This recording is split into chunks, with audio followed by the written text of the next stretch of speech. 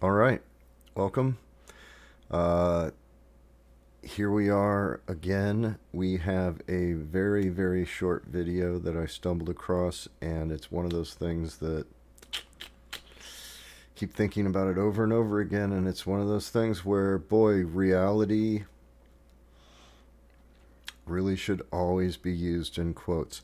Um, just real quick, uh, we're at war, no matter what anybody says, and everything we're getting is propaganda, right? Both sides. Everything we get is propaganda. So, no validity to this whatsoever. I don't know. I don't have a dog in the fight. But what he talks about here, well, it's a very short video. I'm just going to play it. And then if you just want to stop after, it's 2.5 minutes. If you want to stop after that and go on with your life, that's great. I'm gonna go over the video kind of step by step and draw it out, I guess. But let's just watch it first. So for any of you who are wondering what is going on, all right, we were part of the Georgian National Legion, the 102nd Ukrainian Territorial Defense. Okay, our base got fucked up. The base right next to us got fucked up. Americans, British, tons of British dead. All right, they're not saying nothing. They're counting our dead as their dead. They're trying to send us to Kiev with no fucking weapons, no kit, no fucking plates. The people who are lucky enough to get weapons are only getting magazines with like 10 fucking rounds, okay? When they wanted to send us to Kiev, we said no. Our whole group, a bunch of Americans, Canadians, British. So they told us we had to get the fuck out or they were going to shoot us in the back, all right? So me, this British guy, and another American, we fucking hid in the back of an ambulance to get out. We got to the border and it was a whole nother mess. When you get to the border, anyone who has kit, anyone who has any military shit, they're fucking pulling you out of the line and they're sending you back to the front.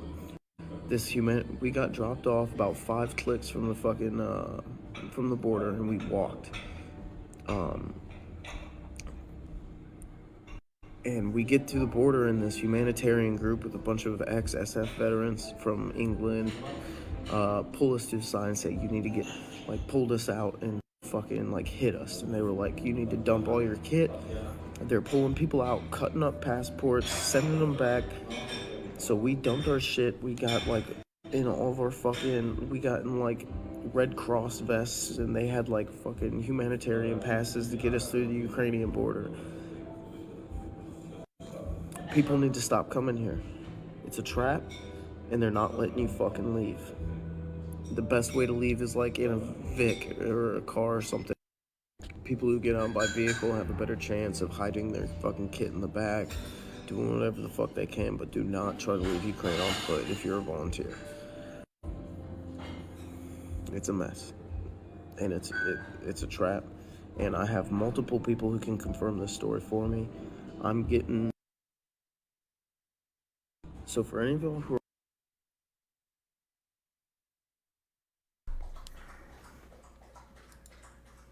All right. So there is a lot to unpack there. I'm sure you can hear my dog drinking water in the background. A very small house. Um, but let's just start again. First, he identifies the unit that he was assigned with. So let's I'm gonna be pausing this now. who are wondering what is going on, all right. We were part of the Georgian National Legion, the 102nd Ukrainian Territorial Defense. Okay? Our base got fucked up. The base right next to us got fucked up. Okay. So there he talks about he was in a staging area.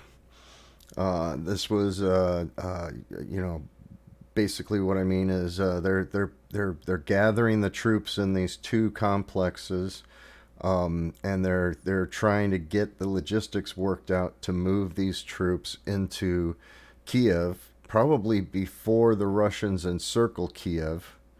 Um,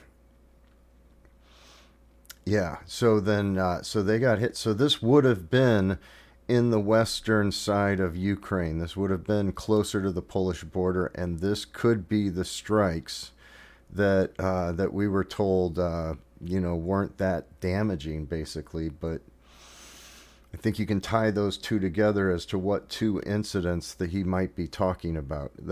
Not knowing the validity of this whatsoever. But let's assuming that he's telling us the truth. Let's continue a little bit.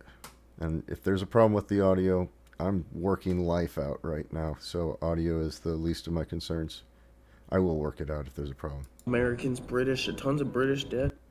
All right, they're not saying nothing. They're counting our dead as their dead. They're trying to send us to Kiev with no fucking weapons, no kit, no fucking plates. The people who are lucky enough to get weapons are only getting magazines with like 10 fucking rounds, okay? When they wanted to send us to Kiev, we said no. Our whole group, a bunch of Americans, Canadians, British. Okay. So Rumsfeld made a very unpopular statement in the past, which is you go to war with the army that you have, right? And in this case, right, it would have been a nightmare for these guys to show up with their own kit. And probably most of them could have shown up with their own kit, but it's a nightmare in Canada, it's a nightmare in Britain, and it's a nightmare in the United States to travel with firearms, much less firearms and 1,000 rounds of ammo, right? Not to mention that, we're not really allowed to have grenade launchers in the United States. We're not allowed to have stuff like that. So there's a freedom of movement. People are showing up at the borders. They don't have anything. They don't, they're not being supplied on the Polish side because that would be some type of violation. So they're having to wait to get over to Kiev, and then on the way to Kiev is a whole nightmare. They have probably handed out everything they had in Western Ukraine. So maybe there's shit in Kiev. I know both sides in this conflict. The Ukrainians are confiscating Russian weapons and Russian rifles and then handing those out as soon as they can, including Russian ammunition and supplies. In the south of the Ukraine, the Russians are confiscating javelins and in-laws and using them against the Ukrainians, the ones that they capture there. So there's this whole war thing going on, and the Ukrainians just want you to get into the battle, right? None of these guys have done this before. This is all new to everybody. But yeah, so they told us we had to get the fuck out, or they were going to shoot us in the back. All right. So Okay. So him and a group said, we are not going any further unless we have equipment. And the Ukrainians said, get the fuck out, or we're going to leave and we'll shoot you in the back. Get the fuck out, or we'll shoot you in the back. The meaning there, I'm not sure if that quite handles the words, but let's think about this for just a moment, guys, in real terms, in how the world works and not how we want it to work, right? In the real world, Ukraine is at war. They're not fucking around. They have been, from day one, they have been turning around Ukrainian men of fighting age. From day one, they have not been letting them leave the borders. These guys, I'm not making any judgment because I would have never signed that paper in the first place, right? Because going into a situation like this is an in Valhalla moment. It's Valhalla syndrome is what it is. I don't know anybody that would go into this situation expecting to get out of it, to be honest with you. And maybe I didn't make that clear in the Ukrainian video from a week ago or a week and a half ago, whatever. But this is if you're looking for Valhalla, this is the way to go. The shooting in the back, did you sign a piece of paper saying that you were going to fight in this war until the end, or until you didn't want to anymore? Because even in the US's history, there is a debate. Maybe, I mean, not a loud debate, not enough people in the debate, but there is a debate whether or not when the United States goes to war, should the troops that go in, should they go in that war until the end of the war? In other words, don't rotate fresh troops in every 9 months, every year, and 3 months, right? But you go to that war zone and you're there till the war is over, and that is the traditional European thinking on war, on conflict, and we're not.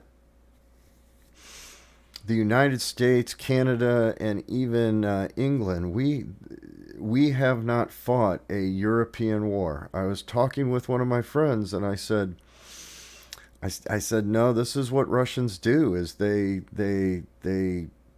you know they scorch earth, they surround major populated areas, and then it's artillery attacks. That's what the Russians know. That's what the Russians do, and you can even see some of that in Syria. Um,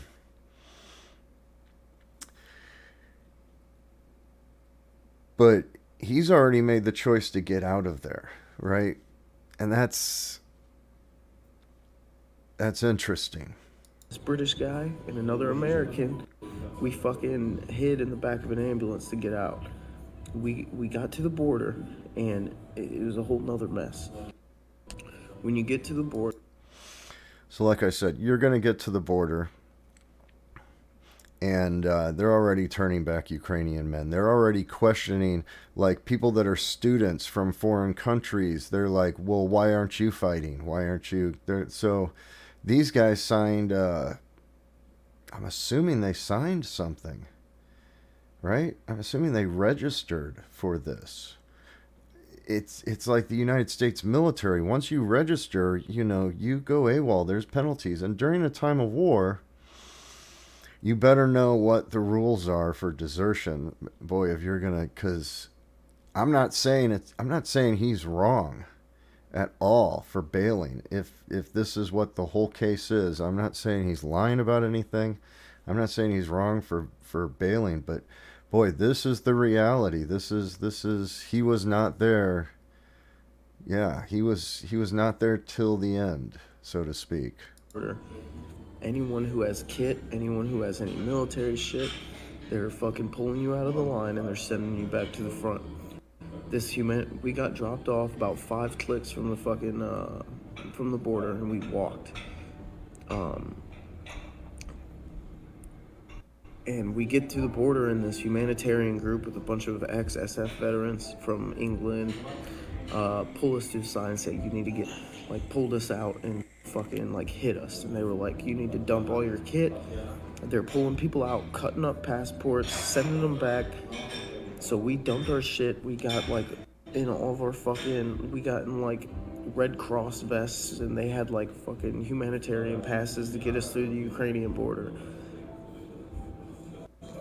People need to stop coming here. It's a trap, and they're not letting you fucking leave. The best way. So I'm actually seeing even more advertisements for the Ukrainian Foreign Legion, and you need to expect this, right? Because we're arming them with, if you want to go, you have a better chance of getting a NLAW, which is a rocket for taking out tanks, basically, than you do a rifle and ammunition at this point in Ukraine.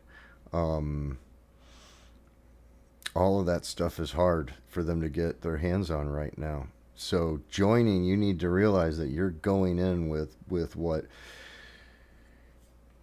and maybe there needs to be some change in laws, but pouring in ammunition and weapons through Poland, that can only be seen as to any type of rational mind dealing in reality. Weapons and foreign fighters pouring in from a neighboring country. That country is that country's at war, which brings us all into war, basically, which brings the Chinese sitting on the sidelines getting richer and stronger while everybody else wastes resources on this. Um, it doesn't matter if Russia wins this. Their goal isn't to get Kiev, anyways.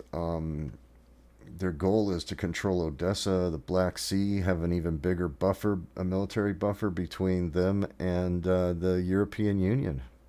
And if they form their own union, well, now we're into bigger stuff. Let's listen to Way to leave see if is there's like in anything a else left to Vic talk about or this. a car or something. People who get on by vehicle have a better chance of hiding their fucking kit in the back, doing whatever the fuck they can, but do not try to leave Ukraine on foot if you're a volunteer. It's a mess. And It's a mess. It's not getting any better. So interesting stuff. But yeah, it's real important to know what's going on. It's real important to know the reality in the situation. I'm not even saying don't go, right? I'm saying that's a you have to have. What I am saying is you have to have Valhalla complex, right? You have to want to go, and there is no way to get around it. You have to want to go and die in combat to be volunteering to go into Ukraine as a foreign fighter. And yeah, I'm not there. I'm not there. But good luck. Have a good evening.